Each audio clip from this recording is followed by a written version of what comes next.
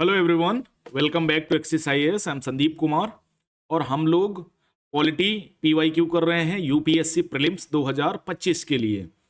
पिछले 10 सालों के पीवाईक्यू हम कर रहे हैं। पिछली क्लासेस में हमने लगभग 40 से 50 प्रीवियस ईयर क्वेश्चन पेपर के पॉलिटी सेक्शन के क्वेश्चन किए थे, है ना। और आई होप आप लोगों को उससे सीखने को मिला होगा।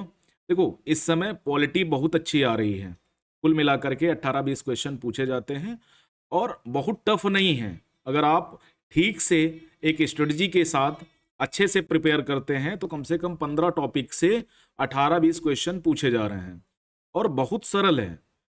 उसके लिए क्या करना पड़ेगा, आपको पहले अपना बेसिक तैयार करना पड़ेगा। उसके बाद आप एम लक्ष्मीकांत, है ना, इससे आप बहुत अच्छे प्रकार से प्रिपेयर कर सकते हैं पॉलिटी को और एक अच्छा स्कोर गेन कर सकते हैं। क्योंकि प्रीलिम्स में देखो, एक एक क्वेश्चन करके ही कट ऑफ तक पहुंचा जा सकता है। अगर कोई कहे कि नहीं मैं सीधे 50 क्वेश्चन हर सब्जेक्ट से माराऊंगा तो मुश्किल होता है। बिना स्ट्रेटजी के, बिना कोई टेक्निक लगाए क्वेश्चन को सही नहीं किया जा सकता। तो हमने पिछले कुछ टॉपिक्स के, जैसे फंडामेंटल राइट्स है, प्रस्तावना है ना, संघ एवं राज्य क्षेत्र है, भाग 1। उसके अलावा नागरिकता से शायद क्वेश्चन पूछे नहीं गए पिछले 2-3 सालों में। फंडामेंटल राइट्स से कम 3-4 क्वेश्चन पूछे गए, है ना। हर साल 1-2 क्वेश्चन पूछे ही जाते हैं। खासकर आर्टिकल 19 है, आर्टिकल 21 है, आर्टिकल 32 है, ठीक है।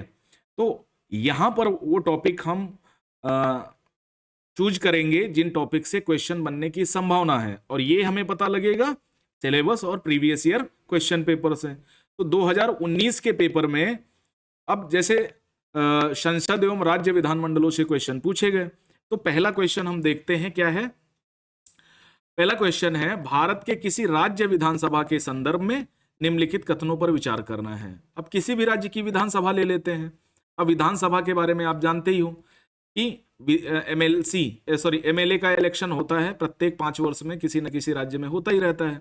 अभी फिलहाल दिल्ली, है ना, जो केंद्र शासित प्रदेश है, 70 सीटों पर विधानसभा के इलेक्शन होंगे और जो पार्टी जीत के आएगी, जिसके पास 35+, ठीक है, आधे से अधिक सीटें होंगी, वो बहुमत में होगा और वो सरकार बना लेगा। पिछले 2-3 टर्म से आम आदमी पार्टी सत्ता में है। तो विधानसभा के संदर्भ में क्वेश्चन पूछा गया 2019 में। वर्ष के प्रथम सत्र के प्रारंभ में राज्यपाल सदन के सदस्यों के लिए रूढ़िगत संबोधन करता है। अब रूढ़िगत का कोई लेना देना नहीं है। बस एक बात हमेशा याद रखना, चाहे संसद का प्रथम सत्र हो या राज्य विधानसभा का प्रथम सत्र हो, या पहली बार जब लोकसभा या राज्य विधानसभा बने फर्स्ट टाइम, जैसे 2024 में लोकसभा का इलेक्शन हुआ और फर्स्ट टाइम जब वो सदन में गए तो राष्ट्रपति ने संबोधित किया। तो सत्र के वर्ष के प्रथम सत्र में, और जब विधानसभा पहली बार बैठती है तब प्रथम सत्र में राज्यपाल सदन के सदस्यों को रूढ़िगत संबोधन करता है ना। और वो कुछ नहीं, पार्टी की तरफ से, यानी जो सरकार सत्ता में होती है उसी की तरफ से एक संबोधन होता है। तो पहला सही है। दूसरा क्या कहता है, जब किसी विशिष्ट विषय पर राज्य विधानमंडल के पास कोई नियम नहीं होता तो उस विषय पर वह लोकसभा के नियम का पालन करता है। तो इसमें भी कोई मुझे इशू नहीं दिख रहा है, तो दोनों ऑप्शन सही है। सिंपल सा क्वेश्चन था, है ना। और इसके लिए आपको कुछ नहीं करना, ये आराम से आपको मिल जाएगा, है ना, कोई डाउट इफ नहीं करना। उसके बाद निम्नलिखित अगला क्वेश्चन है, निम्नलिखित कथनों पर विचार करना है आपको। संसद निर्भरता निवारण अधिनियम 1959 कई पदों को लाभ के पद के आधार पर निर्भरता से छूट देता है। तो ये जो एक्ट है, इसमें लाभ के पद को परिभाषित किया गया है कि कौन सा लाभ का पद होगा। अगर कोई व्यक्ति संसद सदस्य बनना चाहता है तो उसको लाभ के पद पर नहीं होना चाहिए। लाभ का पद मतलब होता है कि मान लिया कोई सरकारी नौकरी कर रहा है तो वो संसद सदस्य नहीं बन सकता, है ना। तो इस आधार पर निर्भरता से छूट देता है। कुछ पद ऐसे हैं जिन पर छूट दी गई है। तो पहला ऑप्शन तो सही है। उपर्युक्त अधिनियम 5 बार संशोधित किया गया था, है ना। अब इसके बारे में हो सकता है बहुत सारे लोगों को पता ना हो, तो चलिए इसको हम ड्रॉप करते हैं, नेक्स्ट पे जाते हैं। शब्द लाभ का पद भारत के संविधान में भली भांति परिभाषित किया गया है। अब सोचो, अगर भली भांति परिभाषित किया गया होता तो क्या एक्ट बनाने की जरूरत पड़ती या 5 बार संशोधन किया जाता? इसका मतलब है लाभ के पद को भली भांति परिभाषित नहीं किया गया होगा। तो सिंपल सी बात है, तीसरा गलत है और तीसरा गलत तो ये वाले ऑप्शन गलत हो गए, 1 और 2 सही है, 5 बार संशोधित किया गया है। आ गई बात समझ में? देखो छोटे छोटे टर्म्स हैं, छोटी छोटी टर्मिनोलॉजी हैं, जिनको आप देख के समझ के क्वेश्चन को एलिमिनेट कर सकते हो, आज भी कर सकते हो और पहले भी ऐसा होता था। उसके बाद 2018 में देखो धन विधेयक के संबंध में क्वेश्चन पूछा गया। क्या पूछा गया? धन विधेयक के संबंध में निम्नलिखित में से कौन सा कथन सही नहीं है? आधे लोगों के क्वेश्चन तो सही है और सही नहीं में ही गड़बड़ हो जाते हैं। तो यहां पूछा गया सही नहीं है, इसीलिए क्वेश्चन को ठीक प्रकार से पढ़िए। 2 4 5 क्वेश्चन इस टाइप के होंगे जहां पर आप जल्दबाजी में नहीं शब्द को भूल जाएंगे और सही वाले विकल्प पे लगाएंगे। किसी बिल विधेयक को धन विधेयक तब माना जाएगा जब इसमें केवल किसी कर के अधिरूपण, उन्मूलन, माफी, परिवर्तन या विनिमय से संबंधित प्रावधान हो। चलो ठीक है। धन विधेयक में भारत की संचित नीति, भारत की आकस्मिकता नीति की अभिरक्षा से संबंधित उपबंध होते हैं। थर्ड, धन विधेयक भारत की आकस्मिकता निधि से धन के वियोजन से संबंधित होता है। धन विधेयक भारत सरकार द्वारा धन के उधार लेने, कोई प्रत्याभूति देने, विनिमय से संबंधित होता है। तो अब देखो ये वाला ऑप्शन लगभग समान है, इसमें कोई कहीं नहीं, दोनों में लगभग एक साथ बातें की गई हैं। ये वाला भी सही लग रहा है, तो कहां पर दिक्कत है? इस वाले में। ठीक है, धन उधार लेने या कोई प्रत्याभूत देने से संबंधित नहीं, यानी प्रत्याभूत मतलब सिक्योरिटी देने से संबंधित नहीं होता है। ऊपर के सारे प्रावधान है, धन विधेयक को पढ़ोगे तो सारी चीजें स्पष्ट हो जाएंगी। और धन विधेयक सिर्फ लोकसभा में प्रस्तुत किया जाता है। ठीक है, राज्यसभा में धन विधेयक जाएगा, चर्चा हो सकती है और संशोधन नहीं कर सकता, वो सिर्फ सुझाव दे सकता है।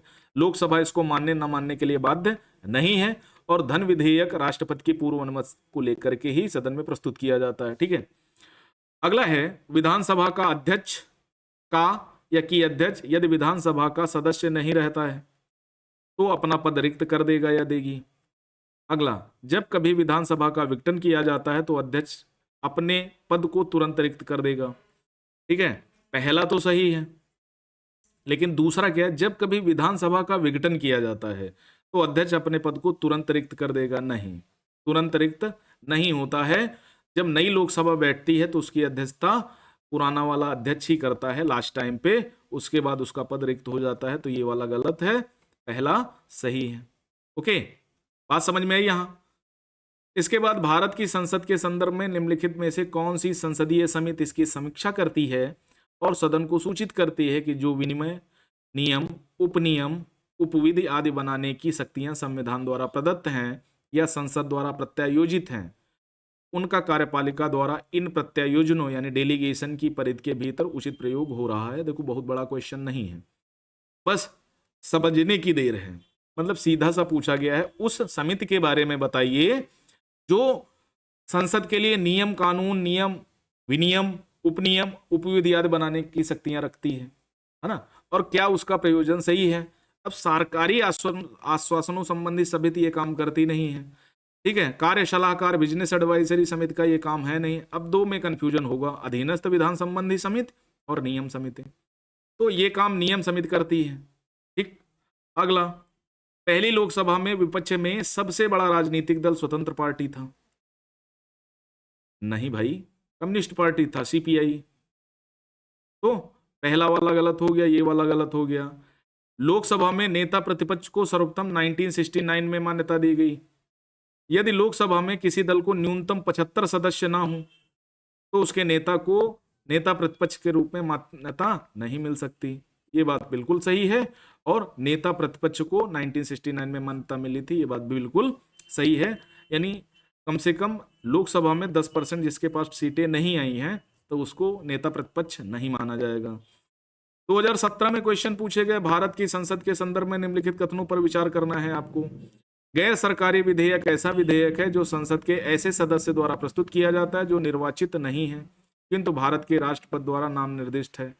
अब देखो, गैर सरकारी विधेयक वो विधेयक होता है जो कैबिनेट या मंत्रिपरिषद के अलावा कोई सदस्य प्रस्तुत करता है, कोई भी प्रस्तुत करे।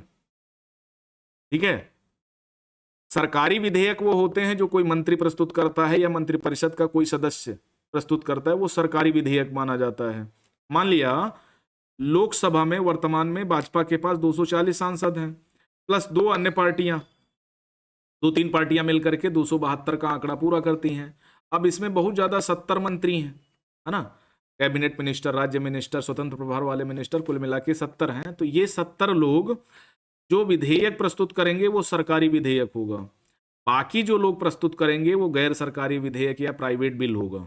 ओके, तो ये वाला क्या कहा गया है, निर्वाचित नहीं है, तो निर्वाचित तो होना पड़ेगा ना भाई।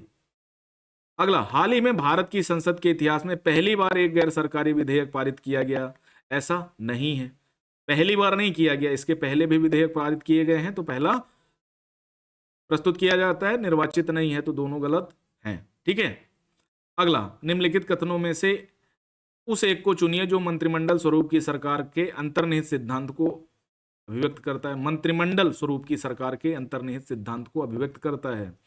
ऐसी सरकार के विरुद्ध आलोचना को कम से कम करने की व्यवस्था, जिसके उत्तरदायित्व जटिल हैं और उन्हें सभी के संतोष के लिए निष्पादित करना कठिन है। विरुद्ध आलोचना बात की गई, तो मंत्रिमंडलीय सरकार का स्वरूप क्या होता है। अगला क्या है, ऐसी सरकार के कामकाज में तेजी लाने की क्रियाविधि, जिसके उत्तरदायित्व तो दिन प्रतिदिन बढ़ते जा रहे हैं। सरकार के जनता के प्रति सामूहिक उत्तरदायित्व को सुनिश्चित करने के लिए संसदीय लोकतंत्र की एक क्रियाविधि, उस शासनाध्यक्ष के हाथों को मजबूत करने का एक साधन जिसका जनता पर नियंत्रण हास्योन्मुख दशा में है। देखो ये नहीं होगा, ठीक है। सरकार के जनता के प्रति सामूहिक उत्तरदायित्व को सुनिश्चित करने के लिए संसदीय लोकतंत्र की एक क्रियाविधि, ये कुछ हद तक सही लग रहा है। ऐसी सरकार के कामकाज में तेजी लाने की क्रियाविधि, जिसके उत्तरदायित्व तो दिन प्रतिदिन बढ़ते जा रहे हैं, ये तो पहले भी था। तो ऐसा तो नहीं है पहले मंत्रिमंडलीय व्यवस्था नहीं थी, अब आ गई। पहला ऑप्शन क्या है, ऐसी सरकार के विरुद्ध आलोचना को कम से कम करने की व्यवस्था, जिसके उत्तरदायित्व तो जटिल हैं, उन्हें सभी के संतोष के लिए निष्पादित करना कठिन है। आलोचना को कम नहीं किया जा सकता, कम करने की व्यवस्था है ही नहीं। मंत्रिमंडल स्वरूप की सरकार में आलोचना तो बहुत ज्यादा होती है, लोकतांत्रिक व्यवस्था में तो यही तो है। तो इसमें तीसरा वाला सही है, बाकी सारे गलत हैं।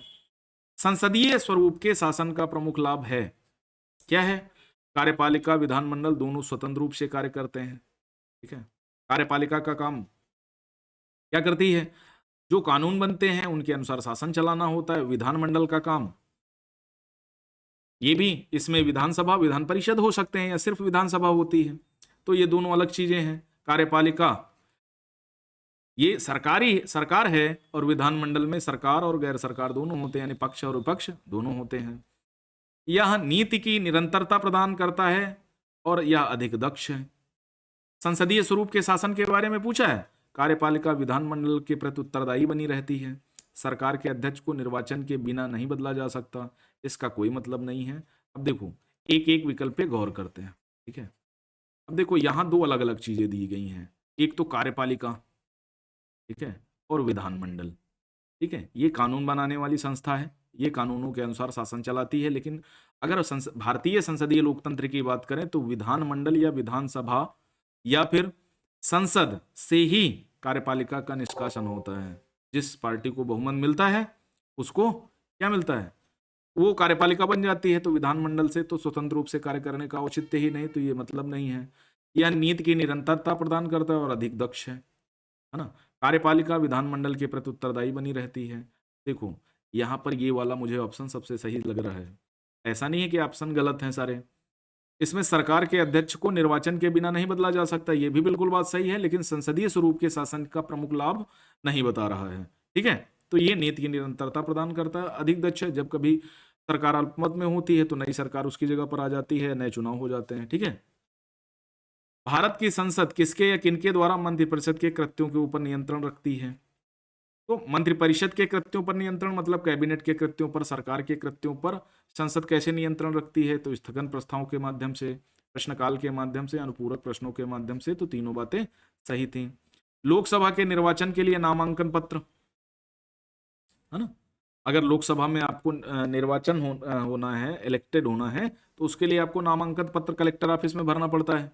और कलेक्टर की तैयारी ही आप IAS की तैयारी कर रहे हैं तो कोई दिक्कत नहीं है।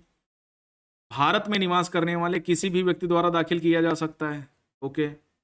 अगला, जिस निर्वाचन क्षेत्र में निर्वाचन लड़ा जाना है वहां के किसी निवासी द्वारा दाखिल किया जा सकता है। ऐसा होता तो मोदी जी कैसे लड़ लेते बनारस में, तो ये हटा दो। भारत के किसी नागरिक द्वारा जिसका नाम किसी क्षेत्र की मतदाता सूची में है दाखिल किया जा सकता है। स्पष्टीकरण के साथ है कि किसी निर्वाचन क्षेत्र की मतदाता सूची में वो दाखिल कर सकता है, कोई दिक्कत नहीं। भारत के किसी भी नागरिक द्वारा दाखिल किया जा सकता है। जिसका नाम मतदाता लिस्ट में नहीं है वो दाखिल नहीं कर सकता। भारत में निवास करने वाले इसमें तो नागरिक गैर नागरिक दोनों हो सकते हैं। भारत में बहुत सारे लोग निवास करते हैं और बहुत सारे माइग्रेट वर्कर्स हैं, तो ये तो अपने आप में गलत होगा। तो एक चीज और मैं बता रहा हूं कि जो सबसे बड़ा विकल्प हो स्पष्टीकरण के साथ उसके सही होने के चांसेस ज्यादा होते हैं। तो क्वेश्चन नंबर सी। देखो, आपको अगर निर्वाचन में पार्टिसिपेट करना है तो मतदाता सूची में देश के अंदर किसी भी राज्य, किसी भी लोकसभा विधानसभा की मतदाता सूची में आपका नाम होना चाहिए और आप भारत के नागरिक हो तो आप नामांकन पत्र भर सकते हैं और दाखिल कर सकते हैं। अगला है, निम्नलिखित कथनों पर विचार करना है। लोकसभा राज्य विधानसभा के निर्वाचन में जीतने वाले उम्मीदवार को निर्वाचित घोषित किए जाने के लिए किए गए मतदान का कम से कम 50% पाना अनिवार्य है। भारत में जो व्यवस्था है ना, first past the post system. Simple सी बात है कि मान लिया किसी जगह से 10 लोग खड़े हैं, इन 10 लोगों में जिसको सर्वाधिक वोट मिल जाएगा, चाहे वो 50% मिले, चाहे 15% मिले, चाहे 20% मिले, कोई मतलब नहीं। 50+1 वाला ये राष्ट्रपति प्लस उपराष्ट्रपति वाले में है ना। ये वाली व्यवस्था भारत में नहीं है, तो इसको काट दो। भारत के संविधान में अधिकथित उपबंधों के अनुसार लोकसभा के अध्यक्ष का पद बहुमत वाले दल को जाता है तथा उपाध्यक्ष पद का विपक्ष को जाता है। ये संविधान में कहीं ऐसा नहीं है, ठीक है। अध्यक्ष के पद की बात तो की गई है, उपाध्यक्ष के पद की बात नहीं की गई है कि पक्ष से आएगा या विपक्ष से आएगा। जनरली हमारी जो संसदीय परंपरा है उसमें यह है कि अध्यक्ष का पद जो जाता है वो पक्ष को चला जाता है, जिसकी सरकार होती है, भाई बहुमत होता है उसका, है ना। लेकिन विपक्ष का पहले क्या होता था ना, ये भी सरकार की तरफ से ही बनता था। बाद में व्यवस्था कर दी गई कि विपक्ष के को भी मजबूत बनाने के लिए उपाध्यक्ष का पद उनको दे दिया जाता है। तो ना तो पहला सही है ना तो दूसरा है। तो आ गया, बात समझ में आ गई। आगे आते हैं नेक्स्ट क्वेश्चन पे। 2016 में पूछा गया, देखो हर साल क्वेश्चन पूछा जा रहा है।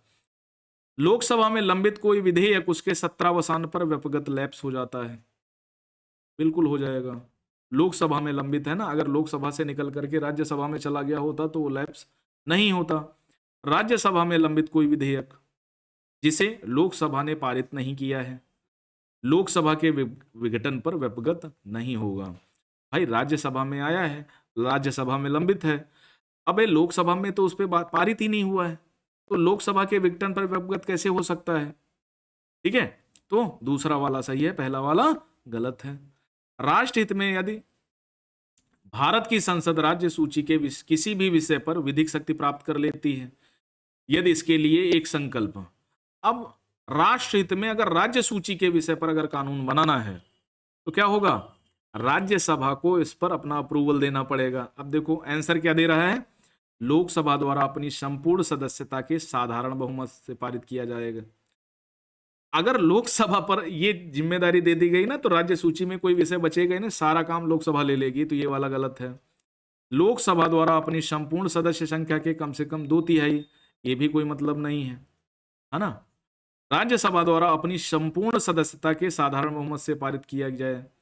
राज्यसभा द्वारा अपने उपस्थित मत देने वाले सदस्यों के कम से कम 2/3 बहुमत से पारित कर लिया जाए। इन्हीं दोनों में से सही है, एक है 312 और एक है शायद 249 ऐसे समथिंग है। 312 वाला अखिल भारतीय सेवाओं के लिए है और ये इसमें ये देखो सिंपल सा बात है कि अगर राज्य सूची के विषय पर अगर किसी राज्य को लगे या 2 से अधिक राज्यों को लगे तो वो एक संकल्प पारित करके काम कर सकते हैं विधानसभा से। लेकिन अगर ट्रांसफर करना है, संसद ये चाहती है कि ये फला विषय राष्ट्रीय महत्व का है और उस पर कानून बनाना चाहती है तो राज्यसभा को अप्रूवल करना पड़ेगा। अगर राज्यसभा अप्रूवल नहीं देती तो वो कानून नहीं बन पाएगा। ठीक है, तो ये हमेशा याद रखना, इसको भी देखना है एक बार। देखो सिंपल टाइप के क्वेश्चन है, थोड़ा सा आपको मेहनत करने की जरूरत है।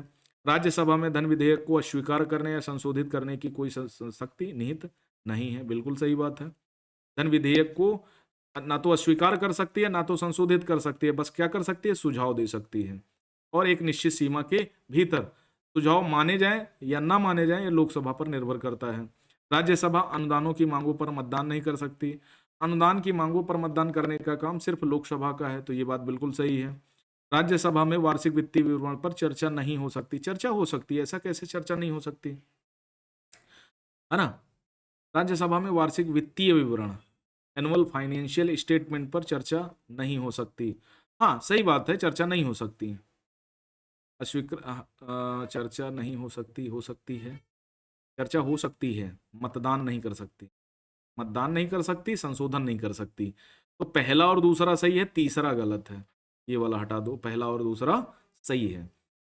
अनुदान मांगों पर मतदान नहीं कर सकती, वो अधिकार क्षेत्र में नहीं आता, क्योंकि राज्यसभा राज्यों का प्रतिनिधित्व करती है, समझ लेना। राज्यसभा वार्षिक वित्तीय विवरण पर चर्चा जरूर कर सकती है, ठीक है, चर्चा कर सकती है, लेकिन धन विधेयक को अस्वीकार या संशोधित करने की शक्ति नहीं है, बस उस पर सुझाव दे सकती है। भारत में किसी राज्य विधान परिषद आकार में उस राज्य विधानसभा के आधे से अधिक बड़ी नहीं हो सकती, ठीक है, आधे से अधिक नहीं, 1/3 हो सकती है, पहला गलत है। किसी राज्य के राज्यपाल का किसी राज्य का राज्यपाल, किसी राज्य का राज्यपाल उस राज्य की विधान परिषद के सभापति को नाम निर्देशित करता है, ऐसा नहीं है, नाम निर्देशित नहीं करता, ना तो एक सही है ना तो दो, उसका निर्वाचन होता है, विधानसभा अपने आप में से अपने सदस्यों में से कर लेती है। भारत में संसदीय प्रणाली की सरकार है क्योंकि लोकसभा जनता द्वारा प्रत्यक्ष रूप से निर्वाचित होती है, संसद संविधान में संशोधन कर सकती है, भाई संसदीय प्रणाली है, ठीक है, तो ये वाला तो होगा नहीं। राज्यसभा को भंग नहीं किया जा सकता, ये भी मतलब नहीं, मंत्रिपरिषद लोकसभा के प्रति उत्तरदायी होती है। अब देखो, लोकसभा जनता द्वारा प्रत्यक्ष रूप से निर्वाचित होती है, संसदीय प्रणाली की सरकार का एक प्रमुख अंग है, लेकिन मंत्रिपरिषद लोकसभा के ऊपर उत्तरदायी होती है, ये बात भी सही है। राज्यसभा को भंग नहीं किया जा सकता, ये बात भी सही है। लोकसभा जनता द्वारा प्रत्यक्ष रूप से निर्वाचित होती है, ये भी है। संसद संविधान में संशोधन कर सकती है, चारों विकल्प सही है। लेकिन क्या भारत में संसदीय प्रणाली, पार्लियामेंट्री सिस्टम की सरकार के विषय में ये सारी बातें सही कर रहे हैं, ठीक है। अब अगर संसदीय लोकतंत्र की बात की जाती तो पहला विकल्प ही सही होता, लेकिन संसदीय सिस्टम की बात किया जा रहा है, पार्लियामेंट्री सिस्टम। पार्लियामेंट्री सिस्टम में क्या होता है ना, मंत्रिपरिषद लोकसभा के प्रति उत्तरदायी होती है, ओके। अगर यहां संसदीय लोकतंत्र के बारे में, डेमोक्रेसी के बारे में पूछा जाता तो जनता द्वारा प्रत्यक्ष रूप से निर्वाचित होती है, इसमें तो कोई इफ बट है ही नहीं, सही है। लेकिन क्वेश्चन के हिसाब से ऑप्शन डी सही है, ओके। अगला है संघ की सरकार, यानी केंद्र सरकार, यूनियन गवर्नमेंट के संदर्भ में निम्नलिखित कथनों पर विचार करना है आपको। राज्यसभा राजस्व विभाग संसद में प्रस्तुत किए जाने वाले केंद्रीय बजट को तैयार करने के लिए उत्तरदायी है। भारत की संसद के प्राधिकरण यानी अथराइजेशन के बिना कोई धन भारत की संचित निधि से नहीं निकाला जा सकता। लोक लेखा से किए जाने वाले सभी संवितरणों यानी डिसबर्समेंट के लिए भी भारत की संसद के प्राधिकरण की आवश्यकता होती है, ठीक है। अब देखो, टफ क्वेश्चन है ना। यूनियन बजट से संबंधित है, बजट फरवरी माह में प्रस्तुत किया जाता है अब नई परंपरा के अनुसार, ठीक है। अब राजस्व विभाग करता है या कोई और विभाग करता है? इकोनॉमिक सर्वे कौन? चीफ रेवेन्यू ऑफिसर तैयार करता है ना, वित्त सचिव जिसको बोलते हैं, और वित्त सचिव राजस्व विभाग के अंतर्गत आता है, ठीक है। तो पहला तो सही है। अब धन नहीं निकाला जा सकता, ये भी बात सही है। संवितरण डिपार्टमेंट्स के लिए भारत की संसद के प्राधिकार की आवश्यकता होती है, बिल्कुल सही बात है। तो तीनों ऑप्शन सही हैं। अगला है, जब संसद के दोनों सदनों की संयुक्त बैठक में कोई विधेयक रेफर किया जाता है तो इसे किसके द्वारा पारित किया जाना होता है? अब संसद की संयुक्त बैठक का प्रावधान सिर्फ साधारण विधेयक के मामले में है, सिर्फ साधारण विधेयक के मामले में है, ना तो संविधान संशोधन विधेयक में होती है। लोकसभा में धन विधेयक के मामले में होने का कोई सवाल ही नहीं उठता। साधारण विधेयक और वित्तीय विधेयक प्रकार 2, ओके। अब उपस्थित मत देने वाले सदस्यों का साधारण बहुमत, उपस्थित और मत देने वाले का 3/4 बहुमत, सदनों का 2/3 बहुमत, सदनों का पूर्ण बहुमत, तीनों ये वाले गलत हैं। उपस्थित मत देने वालों का साधारण बहुमत, साधारण विधेयक के मामले में साधारण बहुमत ही चलता है। अब लोकसभा जब संयुक्त बैठक की घोषणा करता है राष्ट्रपति, मान लिया किसी विधेयक पर गतिरोध हो गया, और जब गतिरोध हो गया तो सिंपल सी बात है, उसके लिए संयुक्त बैठक बुलाई जानी है। और जब संयुक्त बैठक बुलाई जाएगी ना, तो उसकी अध्यक्षता लोकसभा अध्यक्ष करेगा। वो नहीं है तो उपाध्यक्ष करेगा, वो भी नहीं है तो क्या करेगा, राज्य विधानसभा का उपाध्यक्ष करेगा। ठीक है, राज्यसभा का उपाध्यक्ष करेगा, ना कि सभापति नहीं कर सकता, उपराष्ट्रपति। ओके, तो यहां पर क्या है, साधारण बहुमत से पारित हुआ मान लिया जाएगा। भारत में अविश्वास प्रस्ताव के विषय पर निम्नलिखित कथनों पर विचार कीजिए। भारत के संविधान में किसी अविश्वास प्रस्ताव का कोई उल्लेख नहीं है। क्यों नहीं है भाई? है तो। अविश्वास प्रस्ताव केवल लोकसभा में ही पूरा स्थापित किया जा सकता है, तो दूसरा वाला कथन सही है। ठीक है, सिर्फ लोकसभा में, क्योंकि लोकसभा के प्रति मंत्रिपरिषद उत्तरदायी होती है। अविश्वास प्रस्ताव मंत्रिपरिषद के विरुद्ध ही आता है। निम्नलिखित में कौन सी एक सबसे बड़ी संसदीय समिति है? लोक लेखा समिति है, प्रकलन समिति है, सरकारी क्रम समिति है, याचिका समिति है। तो सबसे बड़ी जो समिति है वो मुझे लगता है लोक लेखा है, 24 सदस्य। प्रकलन समिति है शायद सबसे बड़ी। ठीक है, देख लेना, मुझे थोड़ा कंफ्यूजन है। प्रकलन समिति है आई थिंक। ओके, अगला क्वेश्चन देखते हैं। 2013 में यदि राज्यसभा किसी धन विधेयक में आधारभूत संशोधन करती है तो तत्पश्चात क्या होगा? एक तो राज्यसभा को अधिकार ही नहीं है धन विधेयक में आधारभूत संशोधन करने का। क्या अधिकार है? सुझाव देने का। ठीक है, लेकिन चलो, लोकसभा राज्यसभा की अनुशंसाओं को स्वीकार करे या अस्वीकार करे, इस विधेयक पर आगे कार्यवाही कर सकती है। ये बिल्कुल सही बात है, यही स्पष्ट हो जाता है। लोकसभा विधेयक पर आगे कोई विचार नहीं कर सकती, गलत। लोकसभा विधेयक को पुनर्विचार के लिए राज्यसभा को लौटा सकती है, गलत। राष्ट्रपति विधेयक को पारित करने के लिए संयुक्त बैठक, मैंने बताया संयुक्त बैठक सिर्फ किसके लिए है? साधारण विधेयक के लिए है। लोकसभा का अनन्य अधिकार क्षेत्र है धन विधेयक के मामले में। धन विधेयक सिर्फ लोकसभा में ही प्रस्तुत किया जा सकता है ना। जब लोकसभा में प्रस्तुत किया जा सकता है तो इसका मतलब लोकसभा का पावरफुल है धन विधेयक के मामले में। और राज्यसभा संशोधन नहीं कर सकती, सुझाव दे सकती है, जिसको लोकसभा मानने के लिए बाध्य नहीं है, और एक निश्चित समय सीमा के भीतर करना होगा। तो धन विधेयक और बजट पर बहुत कम अधिकार क्षेत्र है, तो पहला वाला सही है, बाकी सारे गलत हैं। 13, भारत के संविधान में संशोधन केवल लोकसभा में एक विधेयक की पूर्व स्थापना द्वारा ही प्रारंभ किया जा सकता है। केवल लगा दिया ना। अब संविधान संशोधन विधेयक यानी 368 लोकसभा राज्यसभा किसी में भी प्रस्तुत किया जा सकता है। अब केवल लगा दिया तो गलत हो गया। यदि ऐसा संशोधन संविधान के संघीय चरित्र में परिवर्तन की मांग करता है तो संशोधन का अनुसमर्थन भारत के सभी राज्यों के विधानमंडल द्वारा किया जाना आवश्यक है। अब यहाँ सभी राज्यों आ गया।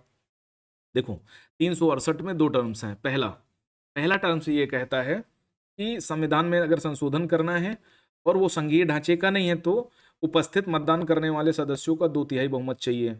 लोकसभा हो या राज्यसभा, दोनों जगह पर बराबर बहुमत की दरकार होती है। दूसरी बात, अगर संघीय ढांचे में परिवर्तन करता है, ठीक है, तो उसके लिए 2/3 बहुमत के अलावा राज्यों का रेटिफिकेशन चाहिए, लेकिन सभी राज्यों का नहीं, आधे से अधिक। यानी वर्तमान में 28 राज्य हैं अगर, तो लगभग 15 राज्यों का अनुसमर्थन मिल जाए, हो जाएगा। जैसे जीएसटी, करों में परिवर्तन, तो ये सब क्या है, रेटिफिकेशन की जरूरत होती है। तो ना तो पहला सही है ना तो दूसरा। ओके, दोनों गलत हैं। भारत के संदर्भ में संसदीय प्रणाली में निम्नलिखित में से कौन सा सिद्धांत संस्थागत रूप से निहित है? अब संसदीय शासन प्रणाली में मंत्रिमंडल के सदस्य संसद के सदस्य होते हैं। ऐसा कोई जरूरी नहीं है मंत्रिमंडल के सदस्य सिर्फ संसद के सदस्य हो, सॉरी हाँ, संसद के सदस्य होते हैं, अर्थात लोकसभा राज्यसभा दोनों से हो सकते हैं। जब तक मंत्रियों को संसद का विश्वास प्राप्त रहता है तब तक ही वे अपने पद पर बने रहते हैं। ये बात बिल्कुल सही है। राज्य का अध्यक्ष ही मंत्रिमंडल का अध्यक्ष होता है। अब राज्य का अध्यक्ष मंत्रिमंडल का अध्यक्ष कैसे हो सकता है? राज्य का अध्यक्ष कौन होगा? प्रेसिडेंट होगा। और मंत्रिमंडल का अध्यक्ष कौन होता है? प्रधानमंत्री होता है, पीएम। यानी सरकार का प्रमुख पीएम होता है। और राज्य का अध्यक्ष कौन होता है? संवैधानिक प्रमुख कौन है? प्रेसिडेंट है, भारत की राष्ट्रपति है। तो दोनों बातें अलग अलग हैं, तीसरा गलत है। अब ये गलत है, ये गलत है, ये गलत है, अपने आप विकल्प में आ गया, है ना। ए वाला सही होगा। बात समझ में आ गई ना। तो मंत्रिमंडल के सदस्य संसद के सदस्य होते हैं, बिल्कुल सही है। क्योंकि मनमोहन सिंह राज्यसभा का सदस्य रहते हुए प्रधानमंत्री बने, इंदिरा गांधी एक टाइम राज्यसभा की सदस्य रहते हुए भारत की प्रधानमंत्री बनी थी, है ना। और बहुत सारे मंत्री हैं जो राज्यसभा के सदस्य हैं। बात समझ में आ गई ना। तो जब तक मंत्रियों को संसद में विश्वास प्राप्त है, यानी लोकसभा में बहुमत है, तब तक वो मंत्री पद पर रहेंगे, वरना इस्तीफा देना पड़ेगा। तो ये दोनों बातें सही हैं। संसद अंतरराष्ट्रीय संधियों को भारत के किसी भाग या संपूर्ण भारत में लागू करने के लिए कोई भी कानून बना सकती है। ठीक है, अब इसमें राज्यों की सहमति हो या ना हो, तो राज्यों की सभी राज्यों की सहमत से गलत है, बहुसंख्यक राज्यों की सहमत से भी गलत है, संबंधित राज्यों की सहमत से गलत है। अंतरराष्ट्रीय कानून संधियों से रिलेटेड कोई भी कानून बनाना है तो बिना किसी की सहमत से बना सकती है संसद को, ये अधिकार है। ठीक, बात समझ में आ गई। अगला है निम्नलिखित कथनों पर विचार करना। देखो सिंपल से पीवाई क्यों है, इसका मतलब ये नहीं है कि आने वाले समय में 2025 के प्रीलिम्स में बहुत टफ होंगे। देखो 2025 की प्रीलिम्स की तैयारी करनी है तो आपको थोड़ा सा मेहनत करनी पड़ेगी। बिना मेहनत के अगर सोचो कि सिर्फ वन लाइनर पढ़ के सारा काम हो जाए तो असंभव है। इसमें कहीं भी वन लाइनर की बात नहीं है, एक रंच मात्र का भी वन लाइनर को लेकर के आप तैयारी नहीं कर सकते। तो अगर आप फैक्ट बेस याद करके चल रहे हैं बिना सब्जेक्ट को समझे तो आप प्रीलिम्स हो ही नहीं पाएगा, आप सिर्फ अटेम्प्ट देते रह जाओगे। प्रीलिम्स को क्लियर करना है तो आपको क्या समझदार होना पड़ेगा, कॉन्सेप्ट को समझना पड़ेगा, और लगभग 60% क्वेश्चन कॉन्सेप्ट बेस आएंगे, 40% फैक्ट बेस आ सकते हैं, लेकिन 60% क्वेश्चन कॉन्सेप्ट बेस होंगे। तो कॉन्सेप्ट को समझोगे तभी आगे काम होगा। राज्य का सभापति उपसभापति उस सदन के सदस्य नहीं होते हैं। उपसभापति क्यों नहीं होता भाई? उपसभापति राज्यसभा उस सदन का सदस्य होता है। राज्य का सभापति उपराष्ट्रपति होता है तो वो सदन का सदस्य नहीं होता, तो पहला गलत है, उपसभापति सदन का सदस्य होता है। जबकि राष्ट्रपति के निर्वाचन में संसद के दोनों सदनों के मनोनीत सदस्यों को मतदान का कोई अधिकार नहीं है, ये बिल्कुल सही बात है। उनको उपराष्ट्र के निर्वाचन में मतदान का अधिकार होता है, ये भी बिल्कुल सही बात है। राष्ट्रपति का निर्वाचन एक इलेक्टोरल मंडल करता है और उस इलेक्टोरल मंडल में लोकसभा के निर्वाचित सदस्य, राज्यसभा के निर्वाचित सदस्य, राज्य विधानसभा के निर्वाचित सदस्य होते हैं, सभी निर्वाचित सदस्य होते हैं।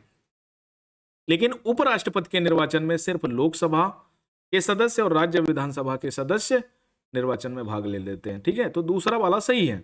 लेकिन जब अभी वो महाभियोग प्रस्ताव आएगा तो निर्वाचित और गैर निर्वाचित दोनों प्रकार के लोग पार्टिसिपेट करेंगे, सिर्फ राज्य विधानसभा के सदस्य नहीं करेंगे। ओके, तो दूसरा ऑप्शन सही है।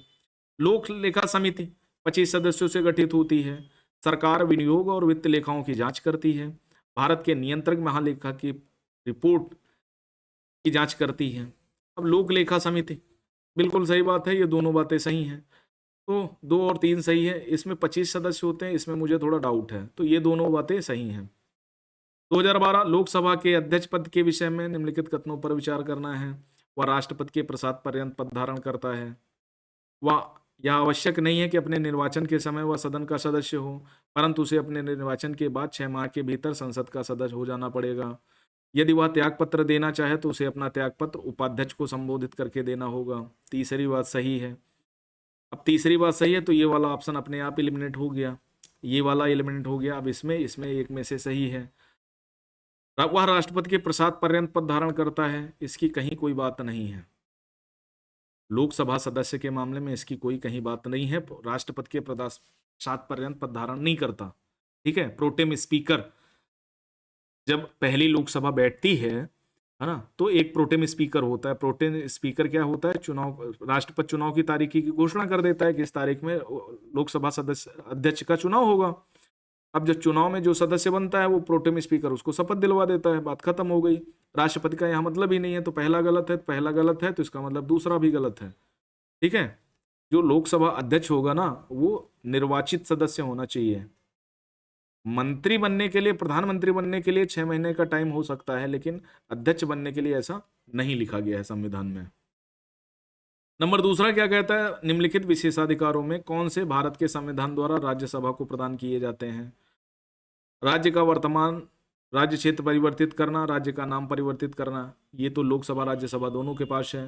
संसद को राज्य सूची के नियम बनाने, एक अथवा अखिल भारतीय सेवाओं के सृजन करने या सशक्त बनाने के लिए प्रस्ताव पारित करना, ये बिल्कुल सही बात है।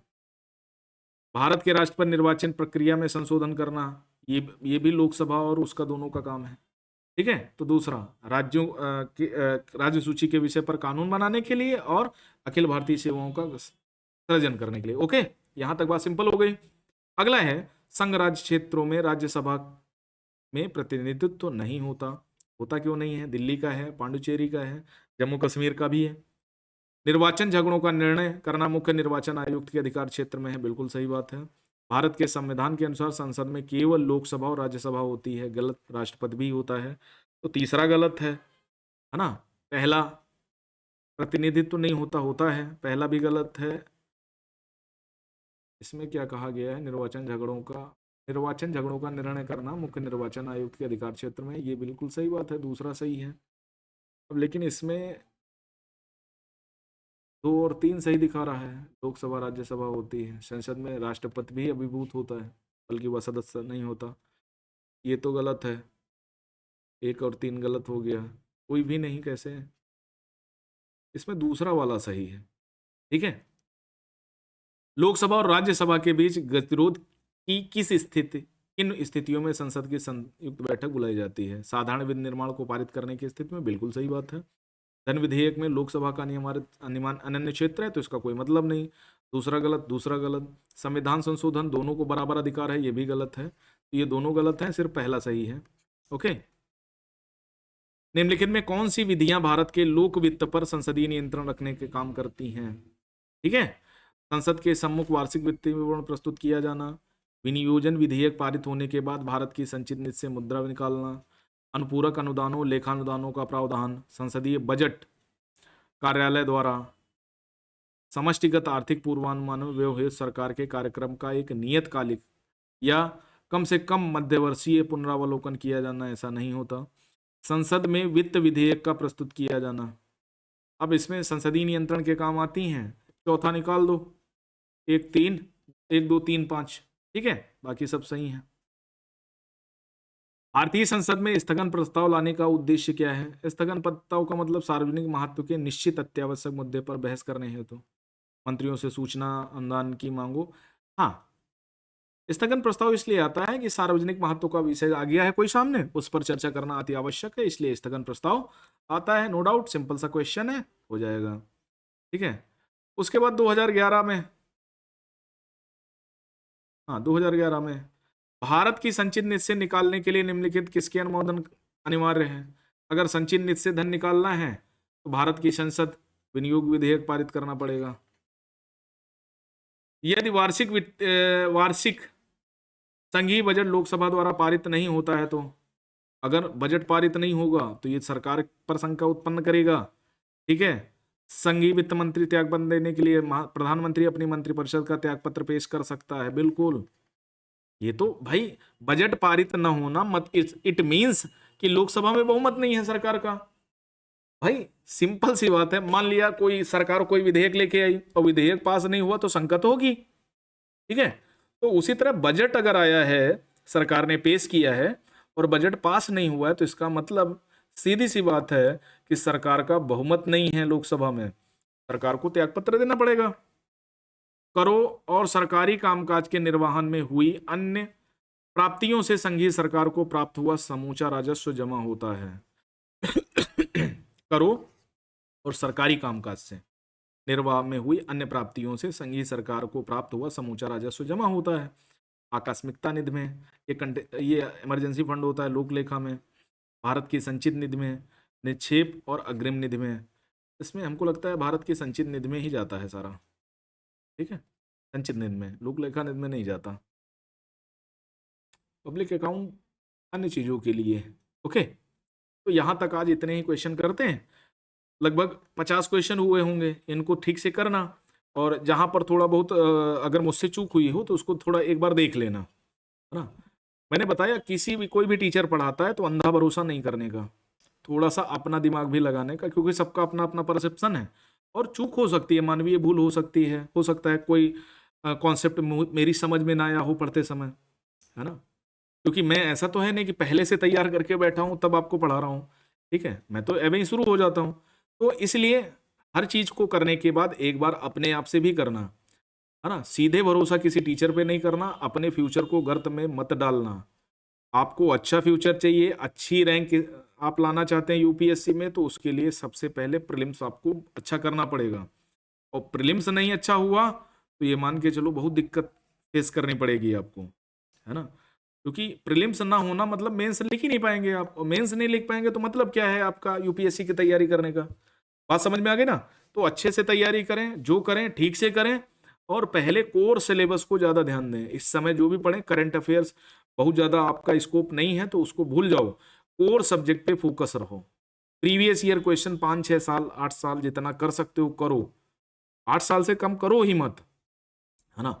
और अच्छे तरीके से करो, एक एक क्वेश्चन पर कॉन्सेप्ट को समझो, अप्लाई करो, चीजों को देखो। जहां पर आपको लगे कि नहीं इस टॉपिक में हमारी कमजोर पकड़ है, उस टॉपिक को दोबारा तैयार करो, तभी आपकी तैयारी पूरी होगी, अन्यथा वही ढाक के 3 पात रह जाने। ओके, तो आज के लिए इतना ही। Thank you very much. मिलते हैं कल नेक्स्ट सेशन में, तब तक के लिए धन्यवाद। इस सीरीज में हम सारे टॉपिक को लेकर के आएंगे, सारे टॉपिक का मतलब हिस्ट्री, पॉलिटी, ज्योग्राफी, इकोनॉमिक्स सबको लेकर के हम डिस्कस करेंगे। तो आज के लिए इतना ही। Thank you very much. नमस्कार।